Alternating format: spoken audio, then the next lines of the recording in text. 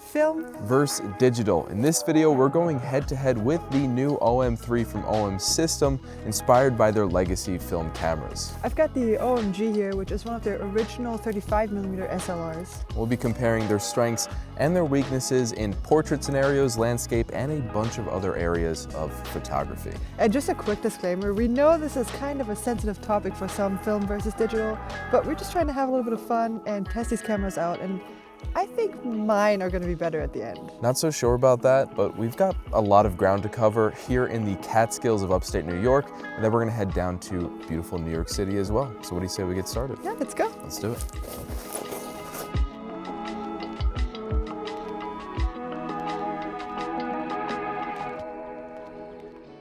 All right, we are in Saugerties, and this is really a haven for street photography. So we're gonna bounce around and take some shots, look for some different compositions. I think I saw a really cute bookstore over there. You wanna go there? Yeah, I think that I'm gonna get a better shot of it, but let's go check it out. All right, let's do it.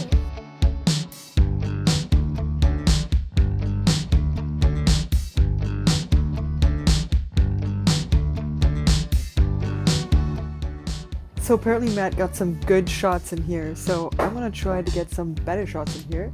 So I'm just gonna look around for a second and see what we can do, but I think the lighting is kind of nice. It's probably gonna be pretty dark and vibey since we don't have natural light, but I think it's gonna be really good on film. I really like the reflection of all of the records over here, so I'm gonna try to incorporate that.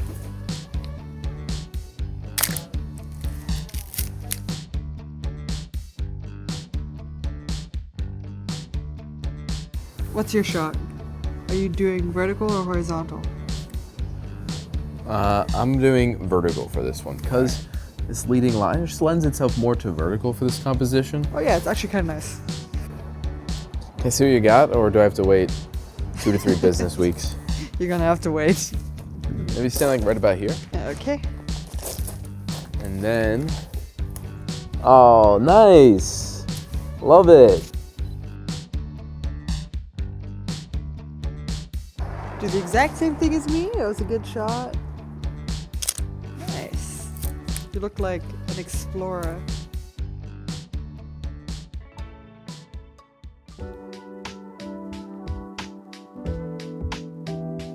So one of the major differences between our cameras, I think, has to be the viewfinders.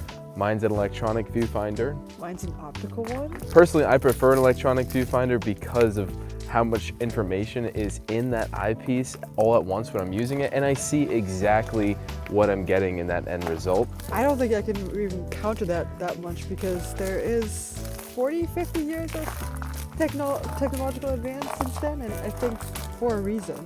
You can't really see much through this viewfinder except for the exact reality that you're seeing. So you do need some imagination for taking photos of this film, but also if you enjoy a little bit of surprise and like a little bit of an element of chance, I think this is still more fun, maybe. But I will say that your technology is definitely better at this point.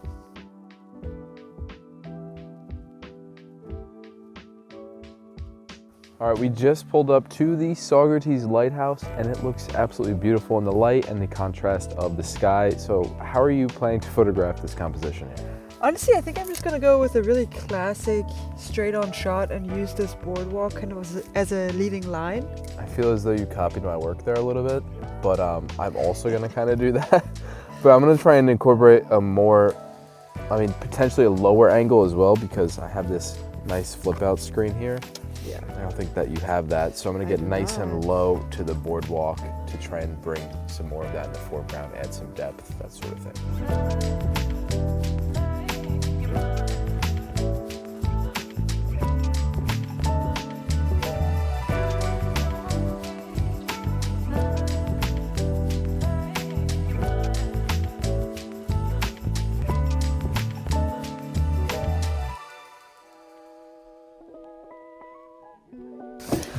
Well, it was absolutely freezing and way too windy outside, so we thought we would come back to the hotel because this is like a very aesthetic looking hotel we got here, and it's much, much warmer. So we thought we would do some portraits out here, and Lotta already off camera was complaining to me about it being too dark for the film camera, so.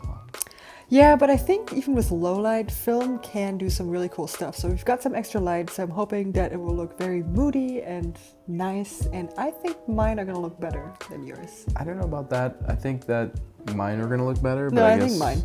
Definitely mine. Let's see. Let's go see what let's happens. go.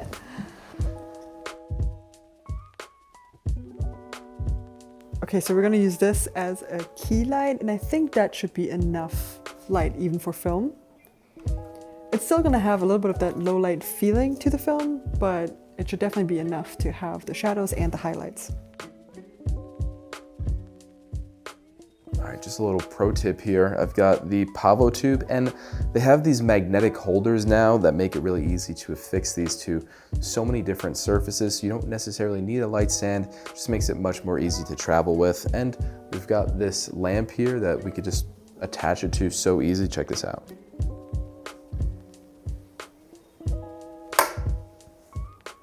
Not bad. Okay, so we added a bunch of light. For example, one that's up there, it's a tube light and it's providing some hair light. And then we have a key light right here, and believe it or not, it's still too dark for the film camera. So I'm gonna turn this up even more. I do like the way it looks, and I think it's gonna be a cool portrait. We just need a little more light. Oh, actually, yeah, you can do that. That's kind of cool. Should I do one with or yeah? Yeah, do one with. There you go.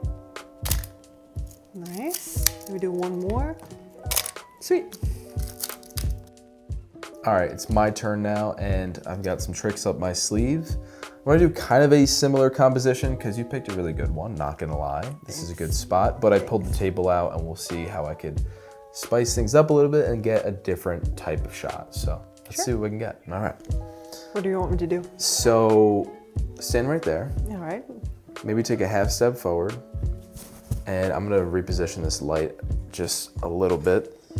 So I've got my key light here, and I'm gonna raise it up and come down to like a 45-degree angle here.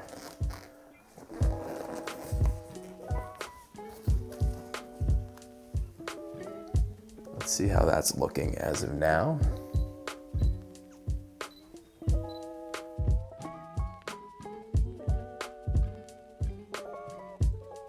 So I'm raising my ISO quite a bit because the background is super dark. So in order to balance the background light with this key light that is lighting Lotta right now, I have to basically bring down the intensity to match it a little bit more, unless I'm trying to underexpose the entire background, which is another look entirely, and that also is really fantastic. So that's the exposure with the ISO low, and then when I bring the ISO up, which is the beauty of having a digital camera here, especially this one that is, especially this digital camera, the OM-3 that handles noise so well, it's really not a problem in low light scenarios like this. So we're gonna bring down the intensity of the light to match our background exposure a little bit more. And that's where we land. I'm gonna try one more thing by mixing up the white balance here. So I'm gonna go 5600, a little crazy, and I'm gonna match that on my camera so that your face doesn't look weird. That would be really ridiculous. I'd love if my face didn't look weird. Our background will look nice and warm. So let's see what we can get with that. Let's try that. That looks extremely blue in this room now, doesn't it? Doesn't it? Oh, that's too orange, all right. Somewhere in the middle. Turn towards me a little bit more. So I think that room may have been a little bit too dark for my film camera, and I think the portraits may have been a little bit underexposed. But luckily we have another very beautifully lit room up here, so we're gonna take some more portraits, and I think my camera's gonna do a lot better. I mean, I didn't have a problem with the portraits down there, but Okay. this room is so beautiful. Let's take some details as well, and then jump into portraits, or whatever. We'll figure it out. Mine are gonna be better anyways. So Okay, it really whatever. doesn't matter. All but right. Let's get to it.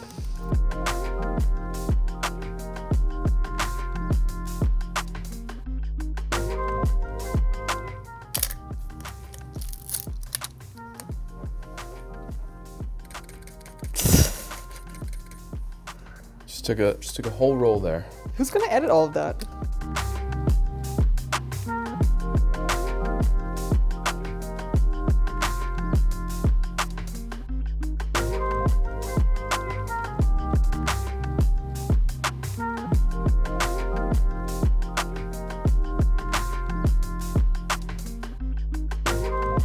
All right, so I just want to point this out. This is crucial here, Lotta. This has full autofocus continuous, single shot, a bunch of different AI intelligent autofocus modes as well. So this camera can quite literally detect if it's a person in front of you, animal, plane, train, and a bunch of things in between. And yours cannot do that. I just wanted to let you know. Yes, and I think there's a lot of advantages to autofocus. Obviously, people love using it. I love using it. But I also think that there's something to be said about not having that and having to slow down, having to really think about your shots, think about what you want to focus on. You can detect whether or not it's a train or a car or a person, and you can make these decisions yourself and just take a slower process. I think there's a lot to be said about that. Yeah, I took 120 photos in a second. They were all in perfect sharpness. Once again, who's gonna edit that? Okay, I think this is gonna be a much better setup for my camera because we have all of this light coming in through the window. It's hitting him and it's creating this really cool separation between him and the background. And I think this is gonna be a much better photo, but you know, we'll see. You need a whole sun behind you to light this scene, but I would have been fine with really whatever. But would you have this level of depth of field? I don't think so. We'll see.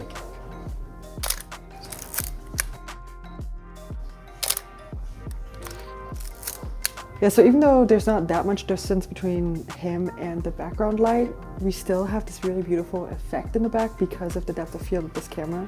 And I just don't think that digital can replicate that.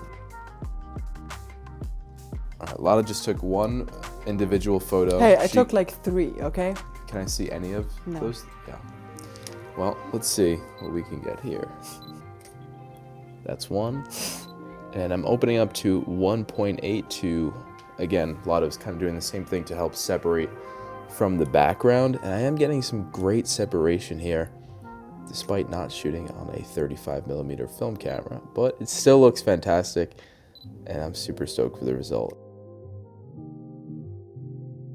All right, I think we're done with the frigid freezing cold of upstate New York. So now we're gonna head to the slightly less freezing cold of New York City, where we're gonna take some travel portraits and also just explore and take some more travel photos.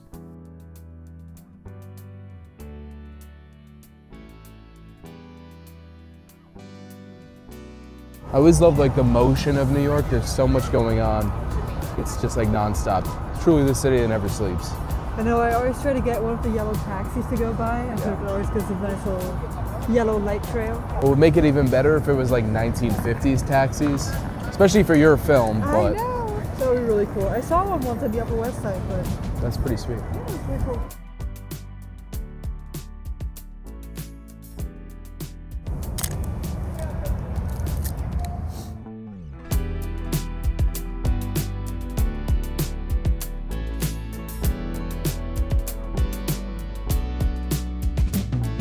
I've got the sky, which is a little bit blown out, so I'm using the live gradual ND filter, which this camera has. And basically that will add an ND filter to the sky and then give me a nice even exposure. So let's check that out.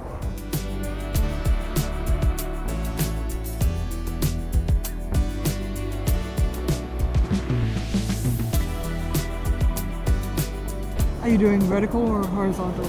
Horizontal. Horizontal? Okay. I'll probably do vertical as well.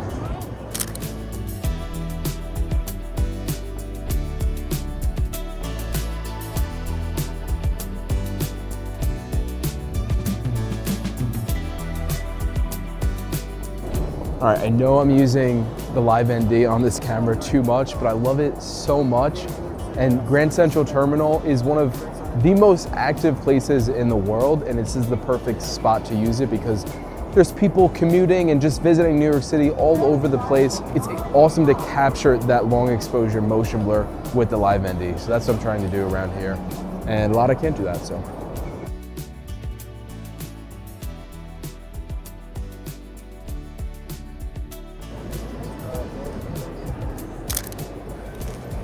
I think this is one of my favorite spots in New York City to take photos.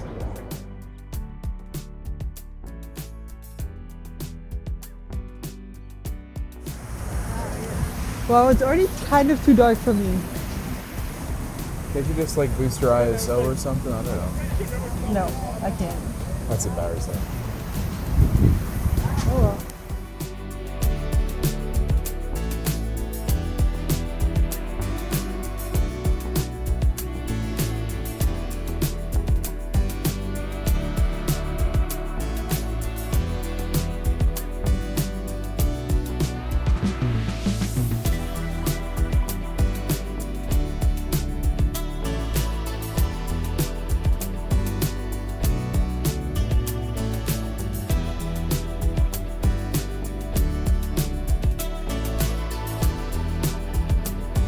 All right, well, that was so much fun running around New York City and taking some photos. There's so many photos to take here.